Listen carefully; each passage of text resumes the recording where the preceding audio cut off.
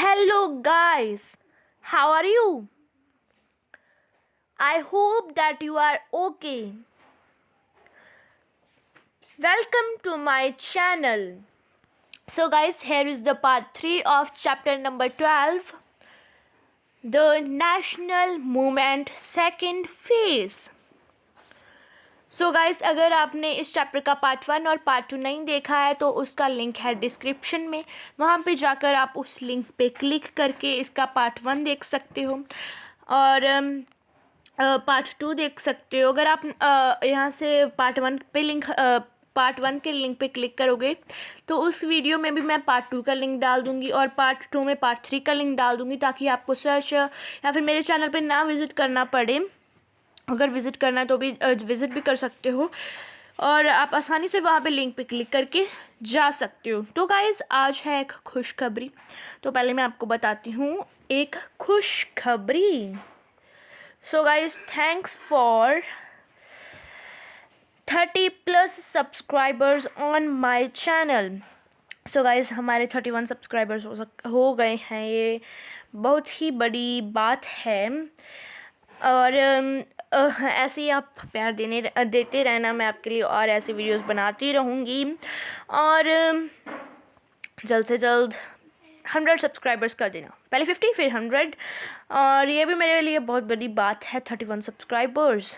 ऐसी वीडियो को लाइक करो अगर आपको वीडियो पसंद आती है। मेरे चैनल को सब्सक्राइब करो अगर आपको ऐसी और वीडियोस चाहिए, और अगर आपका कोई भी डाउट होता है तो उसको कमेंट सेक्शन में कमेंट किया करो और मेरी वीडियोस को शेयर करा करो यार, ताकि आपके दोस्तों को भी हेल्प हो। तो गाइज़, इसी खुशी के मौके मैंने कहा क्यों ना आज कुछ कमेंट्स पढ़ लिए जाएं। तो गाइज़, आज हम पढ़ेंगे कुछ कमेंट्स और आपके साथ पढ़ेंगे ना कुछ कमेंट्स। सो सबसे पहला कमेंट आया है वेदांत पांडे जी का। इनका कमेंट है ओपी।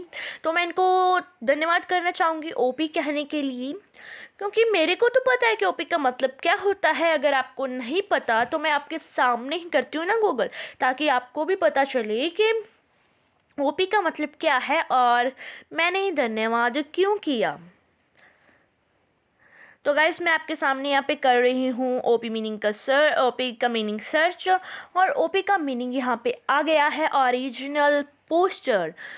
और यूट्यूब पर हम कह सकते हैं original content, original video, original channel. Simple हम ऐसे यूट्यूब में कह सकते हैं। So thanks for saying my videos original, my content original और माय चैनल ओरिजिनल। तो गाइस, मेरा चैनल ऑफ कोर्स ओरिजिनल है और मेरे कंटेंट भी ऑफ कोर्स ओरिजिनल ही होता है, क्योंकि ये मेरे दिमाग में ही आइडिया आता है कि मैं आज इस सब चैप्टर पे वीडियो बनाऊंगी, कल को इस चैप्टर पे वीडियो बनाऊंगी। कैसी वीडियो बनानी है, मैंने किसी से कॉपी नहीं किया। Of course its original guys. और नेक्स्ट कमेंट आया है education with Yash Narayan 5 beacon. इनका कमेंट है, क्या आप इंडिया अंडर ब्रिटिश चैप्टर पर वीडियो बना सकते हो? तो मैं इनको कहना चाहूँगी ऑफ कोर्स मैं बनाऊँगी, मगर इतनी डिटेलिंग में नहीं जितनी डिटेलिंग में मैंने the national movement first phase और the national movement second phase बनाई है, क्योंकि मेरे पास ये वाला चैप्टर इंडिया अंडर ब्रिटिश इतनी डिटेलिंग में नहीं है। इसके बहुत सारे मेन पॉइंट्स हैं, हो सकता है नेक्स्ट वीडियो वही हो मेन पॉइंट्स, और इस चैप्टर की सिर्फ एक ही वीडियो बन पाएगी, क्योंकि मेरे पास डिटेलिंग में तो नहीं है और पार्ट्स भी नहीं बन पाएंगे इसीलिए। सो अगर आपको ये डिटेलिंग में चाहिए तो आप मेरे को चैप्टर मेल कर सकते हो। मेरा मेल है डिस्क्रिप्शन बॉक्स में। और नेक्स्ट कमेंट है क्रिश सिंह का। इनका कमेंट है, ऐप फेले पढ़ना सीख लो भाई या बहन, ही ही ही ही ही ही ही ही ही ही ही। तो सबसे पहले तो मैं इनको कहना चाहूँगी कि आप, इनकी भाषा में कहती हूँ, ऐप फेले से लिखना सीख लो भाई या बहन। तो सबसे पहले तो इनको मेरी आवाज़ नहीं क्या समझ में आ रही कि भाई की आवाज़ है या बहन की। और सेकंड बात कि मेरे को ऐसा होता है कि मैं वीडियो फास्ट बनाऊँ और बहुत सारे टॉपिक्स छोटी वीडियो में कवर हों और फास्ट बोलूँ मैम, इसलिए इससे मेरा टाइम और मेरा नेट भी नहीं कंज्यूम होगा, क्योंकि मेरे पास सिर्फ 2 GB पर डे नेट आता है और आपका टाइम और आपका नेट भी नहीं इतना ज़्यादा कंज्यूम होगा। वैसे तो आपको अच्छा ही वो हो रहा है क्योंकि ये पढ़ाई की वीडियो होती हैं। और चलो आज मैं फास्ट बोलती हूँ, इसीलिए मेरे कुछ वर्ड्स इधर उधर फिसल जाते हैं, कुछ प्रोनाउंसिएशन गलत हो जाती है, तो इसीलिए आज की वीडियो मैं बनाऊँगी थोड़ी स्लो। इनकी फरियाद है ना कृष्ण सिंह जी की, इसलिए आज की वीडियो होगी स्लो और शायद इसीलिए आज की वीडियो में कम टॉपिक्स कवर हो पाए और ये वीडियो लंबी भी हो सकती है। तो गाइस सिंपली ये कहना चाहती थी कि आप पहले पढ़ना सीख लो भाई या बहन, तो मैंने सही बता दिया है और अगर आपको नहीं समझ आया तो इसलिए मैंने सही बता दिया और मैंने बोला था कि आप पहले लिखना सीख लो। नेक्स्ट चलिए हम स्टार्ट करते हैं। मोबाइलाइजेशन ऑफ द पीजेंट्स हमारा फर्स्ट टॉपिक है। मैनी पीजेंट्स, मोबाइलाइजेशन का मतलब होता है संगठन और पीजेंट्स का मतलब होता है किसान। जैसे कि मैंने आपको पहले भी बहुत बार बता चुकी हूँ ma'am. Many peasant revolts had broken out in the country ever since the British rule had been established. बहुत सारे किसानों के विद्रोह पूरे देश में हुए जब से अंग्रेज़ों का राज शुरू हुआ था इंडिया में। During the non-cooperation movement also peasants had been active participants। जो non-cooperation movement जिसके बारे में हमने पहले पढ़ा था, जो गांधी जी ने स्टार्ट की थी, उसके दौरान भी बहुत सारे किसानों ने उसमें भाग लिया था। वो एक चुस्त वो थे, उसके हिस्से थे उस नॉन कोऑपरेशन मूवमेंट के। किसान सभा fought against the British and their agents in India. जो बहुत सारी किसान सभा थी वो पूरे इंडिया में बहुत सारे किसानों ने मिलकर लड़ी। किसके विरुद्ध? अंग्रेज़ों और उनके चमचों के विरुद्ध, जिनको द ज़मींदार्स कहा जाता था। अब तो किसानों को ज़मींदार कहा जाता है, जिसके पास ज़मीन होती है उसको ज़मींदार कहा जाता है। इसीलिए उन्होंने उनकी ज़मीन हड़प ली थी, इसीलिए उनके विरुद्ध जो भी वो किसान सभा थी वो फाउट लड़ी जाती थी। और जो वो थे अभी भी दिल्ली में इसीलिए लड़ी जा रही है क्योंकि गवर्नमेंट जो है वो किसानों की ज़मीनें बड़ी बड़ी कंपनियों को देना चाह रही है, उनको ज़मींदार बनाना चाह रही है। और पहले बंदा सिंह बहादुर ने अंग्रेज़ों के आने से पहले मुग़लों से छुड़वा कर किसानों को दी थी ज़मीनें, और उसके बाद उनसे संभली नहीं, इसीलिए अंग्रेज़ों ने उनकी ज़मीनें हड़प ली। उसके बाद फिर उनको वापस मिल गई आज़ादी के बाद उनकी ज़मीनें। और जो afterwards also mobilisation of the peasants was a strategy actively pursued by the Congress. उसके बाद भी जो किसानों का संगठन था वो एक एम था जिसका पीछा कांग्रेस कर रही थी। एक एम था कांग्रेस के लिए कि किसानों का संगठन हो, किसान सभी मिले।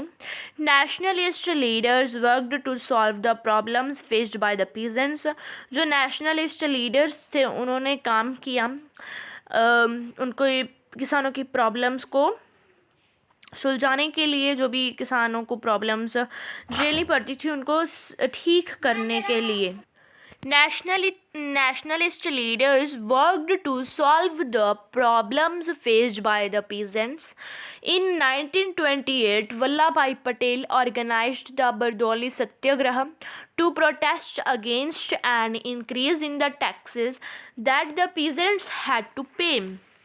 1928 में वल्लभ भाई पटेल ने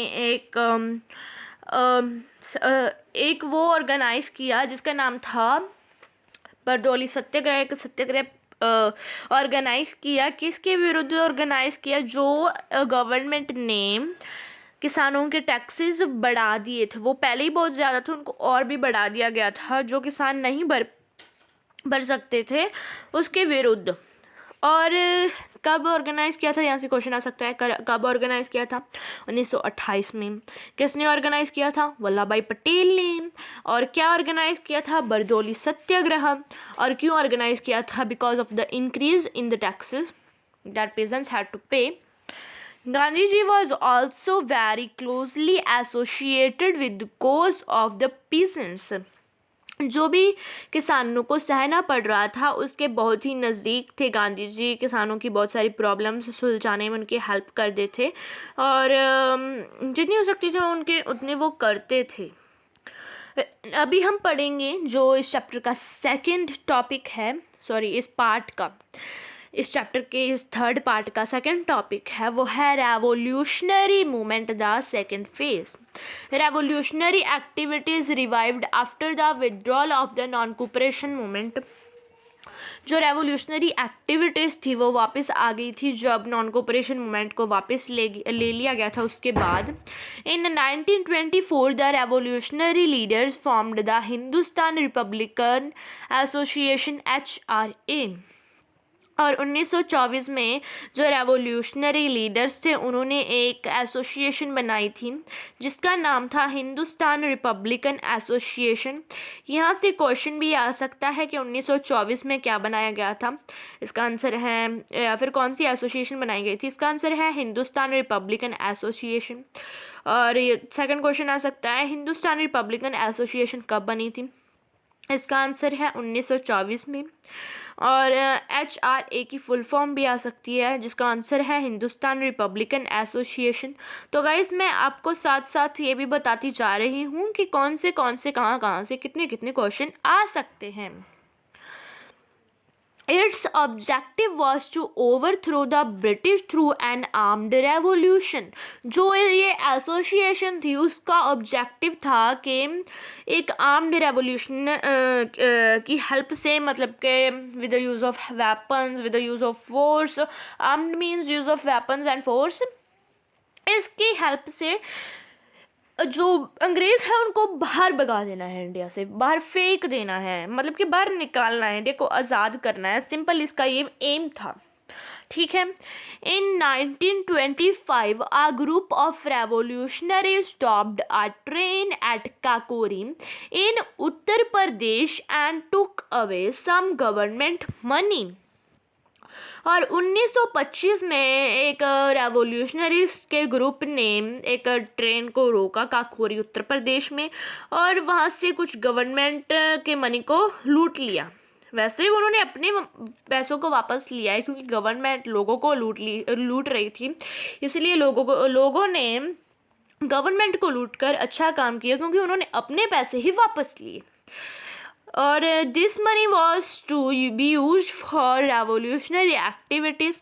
और जो ये पैसे थे वो रेवोल्यूशनरी एक्टिविटीज़ में यूज़ किए जाने वाले थे।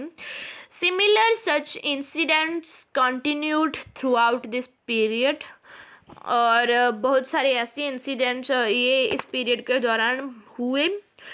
और यहाँ से क्वेश्चन आ सकता है कि 1925 में क्या हुआ था। इसका आंसर है एक ग्रुप रेवोल्यूशनरीज के ग्रुप ने एक काकोरी में उत्तर प्रदेश में जो काकोरी में जो उत्तर प्रदेश में है वहाँ पे एक ट्रेन को रोका था और गवर्नमेंट के पैसों को वो कर लिया था, ठीक है, अपने पैसों को वापस ले लिया था। सिंपल आप ऐसे कह सकते हो। और